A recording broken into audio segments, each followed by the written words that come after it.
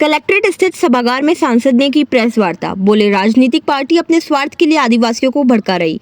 दरअसल गुरुवार को कलेक्ट्रेट स्थित जिला परिषद सभागार में उदयपुर सांसद मन्नालाल रावत ने प्रेस वार्ता की। इस दौरान उन्होंने विपक्षी पार्टी और खास तौर पर भारत आदिवासी पार्टी पर जमकर हमला बोला। पत्रकारों से मुखातिब होते हुए उन्होंने कहा कि आदिवासी समाज हिंदू धर्म का अभिन्न अंग है। राजनीतिक दल से जुड़े नेता आदिवासियों को भड़काना चाहते हैं। वो कहते हैं कि हम हिंदू नहीं हैं, हम भगवान को नहीं मानते। रावत ने कहा कि आदिवासियों का सबसे ज्यादा भला बीजेपी सरकार में हुआ है। बाप पार्टी से जुड़े हुए नेता भोले भाले आदिवासियों को समाज को भड़काकर अलग से भील प्रदेश बनवाने की मांग करवा रहा है। स्कूलों में भील प्रदेश की प्रार्थना बुलवाई जा रही है। गरीब आदिवासियों को धन का लालच देकर धर्म परिवर्तन कराया जा रहा है। यह सब बाप पार्टी अपने राजनीतिक स्वार्थ के लिए कर रही है। आप सभी को ज्ञात ही है कि राष्ट्र में संविधान सर्वोपरि है और संविधान में जो we the people of India की भावना है वो सर्वोपरि है। तो देश सबसे पहले इस बात को लेकर माननीय यशस्वी प्रधानमंत्री नरेंद्र भाई मोदी और राजस्थान के मुख्यमंत्री माननीय भजनलाल जी शर्मा साहब की सरकार काम कर रही है और जनजाति के विषयों को लेकर बहुत तेजी से काम कर रही है। 2-3 विषय हैं जिसको लेकर हम आपके सामने उपस्थित हुए।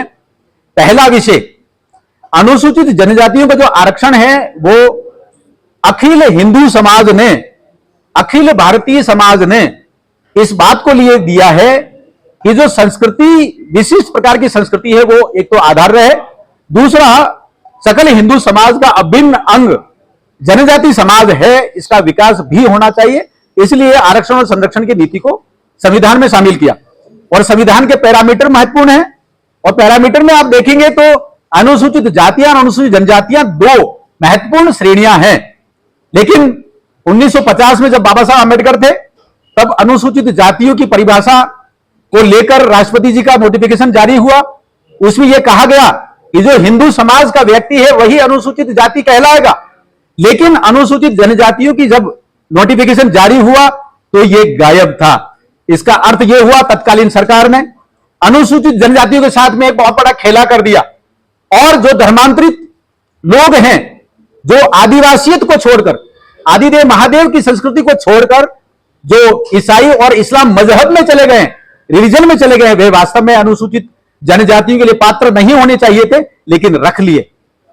यह बहुत बड़ा खेला हो गया। इसको लेकर डॉक्टर कार्तिक उरांव ने 1960 के दशक में बहुत बड़ा आंदोलन किया था जिसको डिलिस्टिंग आंदोलन कहते हैं। वो संस्कृति के आधार पर था। जिसने संस्कृति को अपना रखा है, जिसने पुरखों की संस्कृति को अपना रखा है, आदिवासी संस्कृति में वो है तो ही वो अनुसूचित जनजाति है।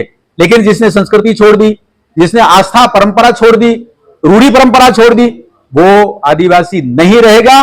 इस कारण वो अनुसूचित जनजाति भी नहीं रहेगी। ये डिलिस्टिंग आंदोलन है। ये इस आंदोलन को लेकर आज की तारीख में पूरे भारत के 22 राज्यों में जनजाति समाज आंदोलनरत है और केंद्र से, संसद से यह अपेक्षा करता है कि डिलिस्टिंग का यह कानून पारित हो।